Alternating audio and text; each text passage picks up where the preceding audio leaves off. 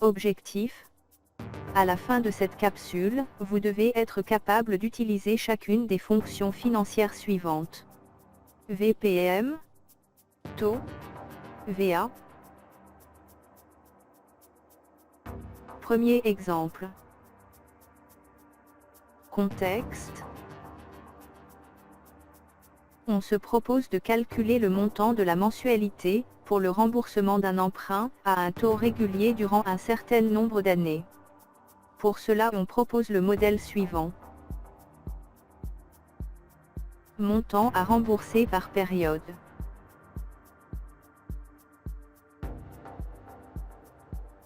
Pour calculer le montant à rembourser à chaque période, on utilise la fonction VPM.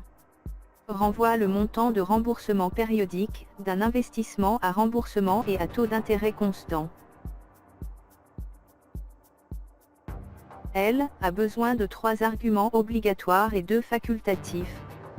Argument taux, c'est le taux périodique proportionnel, ici c'est le taux annuel sur le nombre de périodes par an.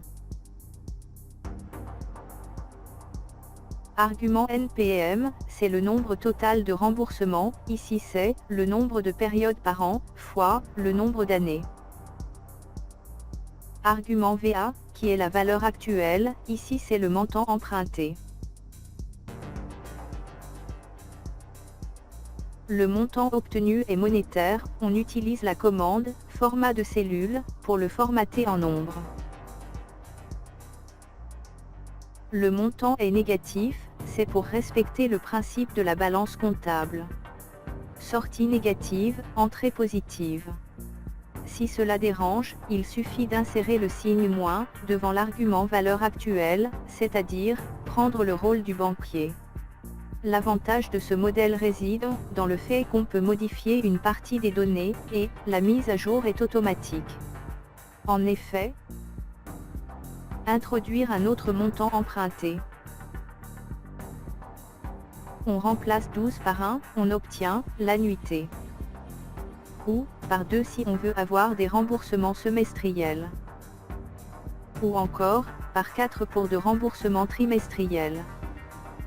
Comme, on peut modifier le nombre d'années de remboursement. Le taux annuel d'intérêt.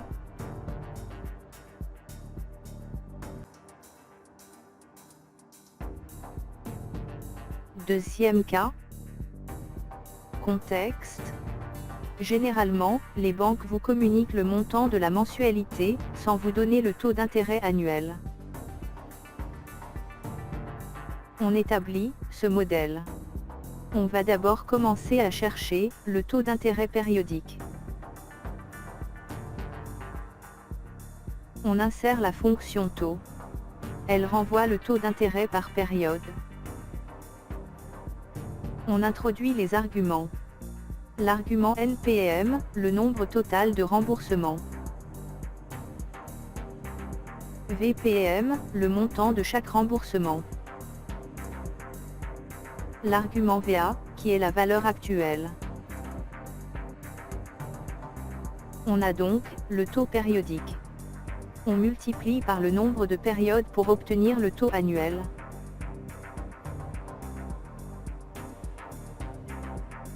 Troisième cas. Connaissons le taux d'intérêt annuel. Le montant qu'on peut rembourser mensuellement, et le nombre d'années de remboursement. On se demande, quel sera le montant à emprunter. On introduit la fonction VA. On introduit les arguments.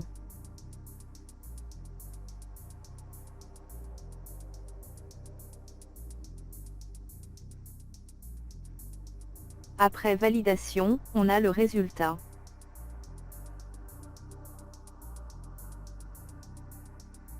Bon courage!